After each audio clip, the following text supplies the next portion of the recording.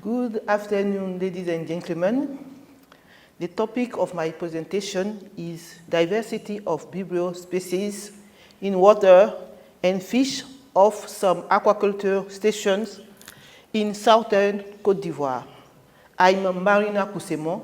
I come from Côte d'Ivoire and I am a microbiologist at University NANGUI ABROGOUA. The Ebrié Lagoon, which is located in Southern Côte d'Ivoire, is a lagoon highly polluted with different waste. And this lagoon is also used as a source of water for various household activities. Moreover, many aquaculture stations were established in the surroundings of the Ebrié Lagoon, and these aquacultures use water of this lagoon for their activities. So, our question was, what is the impact of the pollution of the Ebrié Lagoon on the aquaculture station depending of this lagoon? Then, due to the fact that periodically some epidemics due to the bacteria Vibrio were reported in the surrounding village of Ebrié Lagoon, our objective was to assess the prevalence and the diversity of these bacteria in two aquaculture stations depending of this lagoon. My presentation will be done in three parts. First, I will talk about loads and prevalence of Vibrio in water and fish of the investigated stations. After, I will talk about the diversity of the isolated Vibrio species. And finally, I will talk about the virulence potential and the antibiotic resistance of the isolated Vibrio strains. For our first part of this study, we collected samples of water and also fishes, and we do Vibrio numeration with different media. And our results show that whatever the station, the bacteria is present in water and in fish with important loads. Concerning the prevalence, in terms of number of samples containing Vibrio on number of samples collected or analyzed, we found that the prevalence of water samples is high than the prevalence of fish samples. Then waters are the higher prevalence of contamination by Vibrio species. We can say that this high prevalence of Vibrio in water could be due to the capacity, the high capacity of these bacteria to survive in the environment. Let's see now our second part, which is the diversity of isolated Vibrio in the station investigated. For this part, we isolate the strains previously enumerated, and we do the phenotypic and genotypic identifications. By the genotypic identification was done by researching genes present in the strains. And we obtain these results. We can show in this table that in water, we have 6 Vibrio species, but in fish, we have only 3 Vibrio species. These 3 Vibrio species are Vibrio cholerae, Vibrio alginolyticus, and Vibrio parahaemolyticus. Such bacteria can be responsible for gastroenteritis in humans,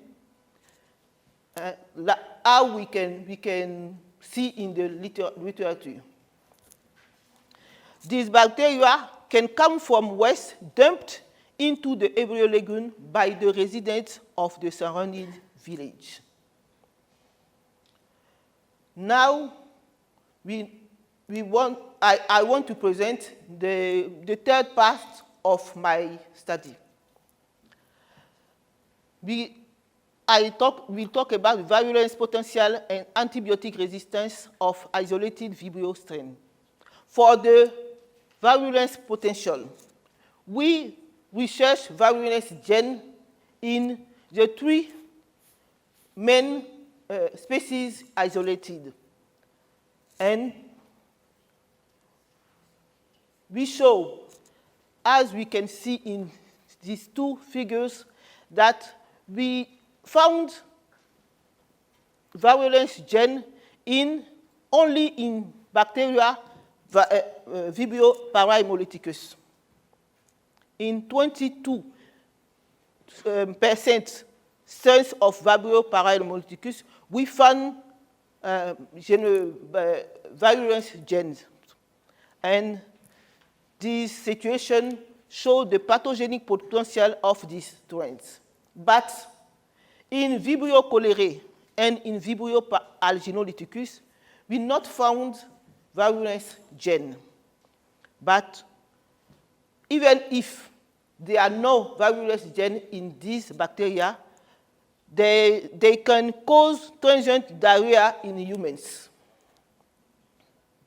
For the antibiotic resistance, we perform an antibiogram with the most commonly used antibiotics.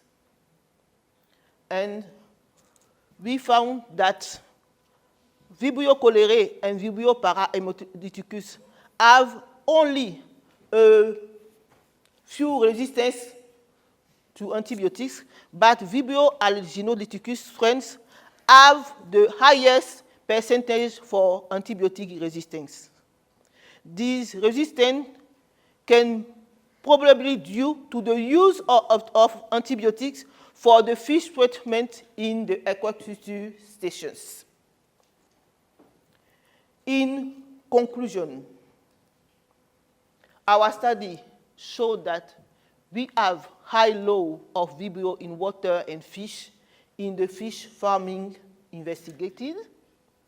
The higher prevalence of Vibrio contamination was for water samples. 3 main species of Vibrio were present in the studied ecosystem in fish and in water: Vibrio cholerae, Vibrio parahaemolyticus, and Vibrio alginolyticus, with some of them who have virulence factor and resistance to antibiotics. We can then say that such strains can cause gastroenteritis to fish consumers, especially in the case of inefficient cooking. Our study